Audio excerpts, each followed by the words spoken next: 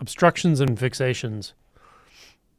An obstruction is anything that seems to get in the way of us seeing the clarity that is naturally presented all the time.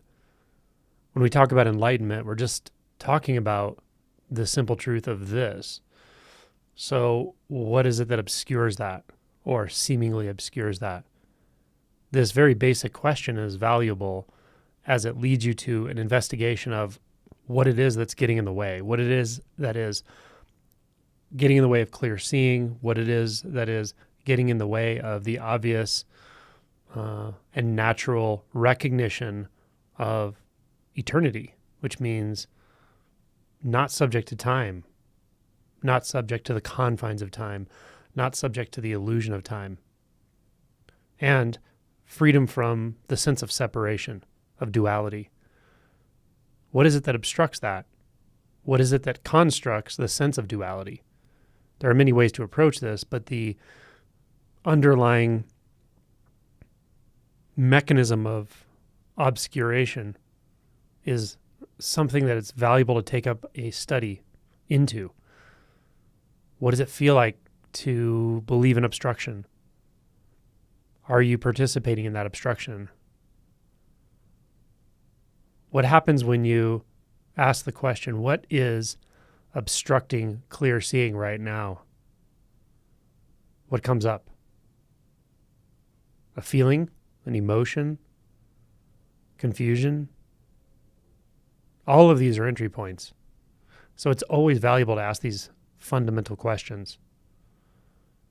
Fixation. Fixation really is the fundamental perturbation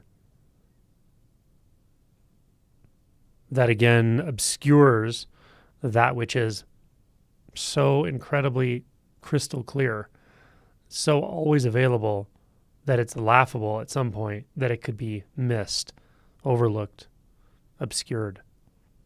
So that sense of fixation, the sense of holding to a position, the sense of holding to a view, the sense of holding to a memory, including a memory of realization or a shift in identity or a shift in experience, holding on to experiences.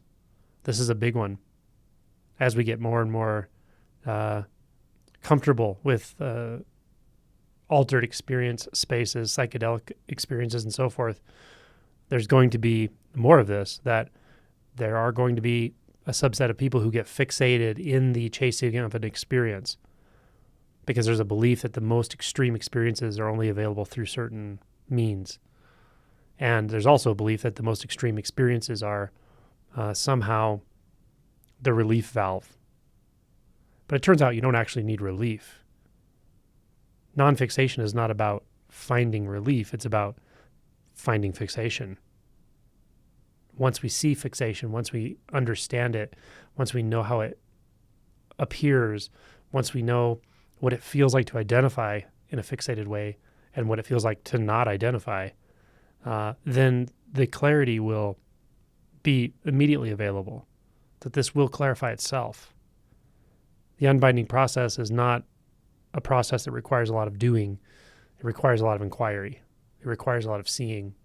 It requires a lot of practice in a certain way. Practice in the way I'm talking about is the practice of alertness, a sort of vigilance to the nature of direct experience, the nature of your own immediate experience moment to moment.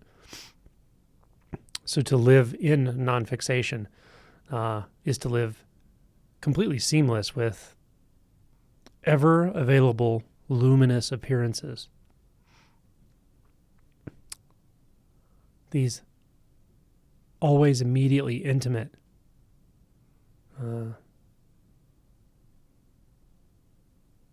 recognitions.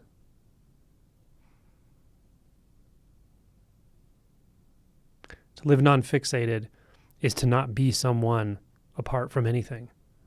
To live non-fixated is to not hold either the space of no space or the fabricated solidity.